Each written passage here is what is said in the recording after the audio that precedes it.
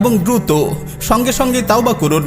ইনশাআল্লাহ আল্লাহ তাআলা দ্রুত আপনার অবস্থা পরিবর্তন করে দেবেন। আমার ভাই, অভাবের দিনগুলোতে বেশি বেশি আল্লাহকে স্মরণ করুন, ইবাদত ও আমলে মনোযোগী হন, সালাতের প্রতি বিশেষভাবে গুরুত্ব দিন, নিয়মিত কোরআন তিলাওয়াত করুন। এতে আপনার অন্তরে সাহস, হিম্মত ও আত্মবিশ্বাস সঞ্চারিত হবে। 3. সময় নষ্ট করবেন না। ইন্টারনেটের এই যুগে সময় নষ্ট করা রোগ যুবকদের মাঝে মহামারী আকার ধারণ করেছে। কিশোর ও তরুণরা দিনের পর দিন, মাসের পর মাস ফেসবুক, ইউটিউব, টুইটারে অনর্থক বরবাদ করছে। আজেবাজে নাটক, ফালতু মুভি দেখে নিজেদের মূল্যবান জীবন নষ্ট করছে। ইন্টারনেটের আরও একটি বড় বিপদ হলো গেমিং। পাবজি ও ফ্রি ফায়ারের মতো গেমগুলো মুসলিম কিশোর ও যুবকদের ভবিষ্যতে যেন আগুন লাগিয়ে দিয়েছে। জীবনের এমন নির্মম অপচয় আর কোনো যুগে এভাবে হয়েছে কিনা আমার জানা নেই।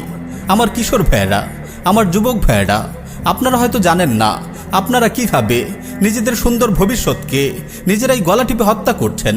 যে সময়গুলোতে আপনাদের জীবন ও জীবিকা নিয়ে ভাবার কথা, তালিম ও তারবিয়াত নিয়ে ভাবার কথা, দিন ও আখলাক নিয়ে ভাবার কথা, সেই সময়গুলোতে আপনারা নিজ হাতেই আগুন লাগিয়ে দিচ্ছেন।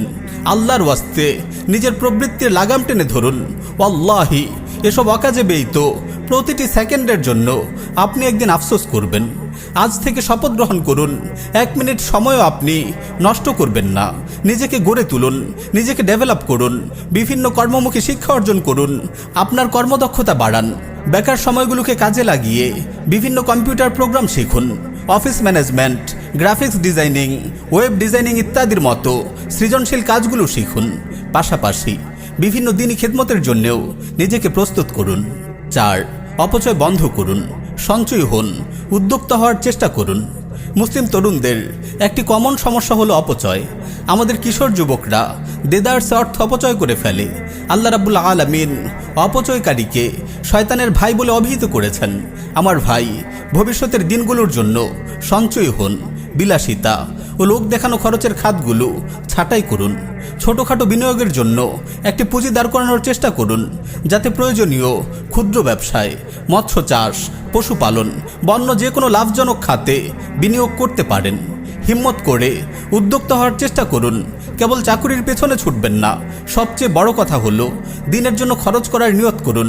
ইনশাআল্লাহ আপনার উপার্জনে আল্লাহ বরকত দেবেন। 5. বেশি বেশি দোয়া করুন। অভাব, বেকারত্ব ও ঋণের বোঝা যখন একজন মুমিনের উপর চেপে বসে, তখন তার মুক্তির সবচেয়ে বড় হাতিয়ার হয় দোয়া। রাসূল সাল্লাল্লাহু আলাইহি ওয়াসাল্লাম আমাদেরকে অনেক মূল্যবান দোয়া শিখিয়েছেন। সুনানে তিরমিজিতে বর্ণিত হয়েছে, একবার এক গোলাম এসে আলী রাদিয়াল্লাহু আনহুকে বলেন, আমি নির্দিষ্ট অঙ্কের অর্থ পরিশোধ করে আমার মালিক থেকে আজাদ হওয়ার জন্য চুক্তি করেছি, কিন্তু আমি চুক্তির অর্থ পরিশোধ করতে পারছি না, আপনি আমাকে সাহায্য করুন। তখন আলী রাদিয়াল্লাহু আনহু বলেন, আমি কি তোমাকে এমন কিছু শব্দ শেখাবো না যেগুলো আমাকে রাসূলুল্লাহ শিখিয়েছেন? তোমার ঘাড়ে যদি পাহাড় পরিমাণ কর্জও থাকে, আল্লাহ তাআলা তা তোমার পক্ষ থেকে আদায় করে দেবেন। তুমি এই দোয়াটি পড়ো, আল্লাহুম্মা কফিনি বিহালালিকা আন হারামিক ওয়াগনিনি বিফাদলিকা আম্মান সিওয়াক। আল্লাহ, আমাকে হালাল দান করে হারাম থেকে অমুখাপেক্ষী করে দিন, এবং আপনার রহমতে আমাকে আপনি ছাড়া অন্য সবার থেকে অমুখাপেক্ষী করে দিন। অপর এক হাদিস এসেছে, যে ব্যক্তি সকালে 7 বার এবং বিকালে 7 বার এই দোয়া পড়বে, তার দুনিয়া ও আখিরাতের সকল চিন্তা ভাবনার জন্য আল্লাহ তাআলাই যথেষ্ট হয়ে যাবেন।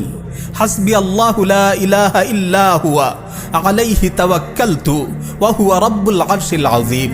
আল্লাহই আমার জন্য যথেষ্ট, তিনি ছাড়া আর কোনো হক ইলাহ নেই। আমি তার উপরই ভরসা করি, আর তিনি মহান আরশের রব। এছাড়াও হাদিসে আর অনেক দোয়া বর্ণিত হয়েছে, কোনো মাসনুন দোয়ার বই থেকে দেখে নিতে পারেন। পরিশেষে দোয়া করি, আল্লাহ রাব্বুল আলামিন আমাদের সকল মুসলিম ভাইকে সচ্ছল ও অভাব মুক্ত জিন্দেগি দান করুন, এবং দিনের পথে বেশি বেশি খরচ করার তৌফিক দান করুন। আমিন ইয়া রাব্বুল আলামিন।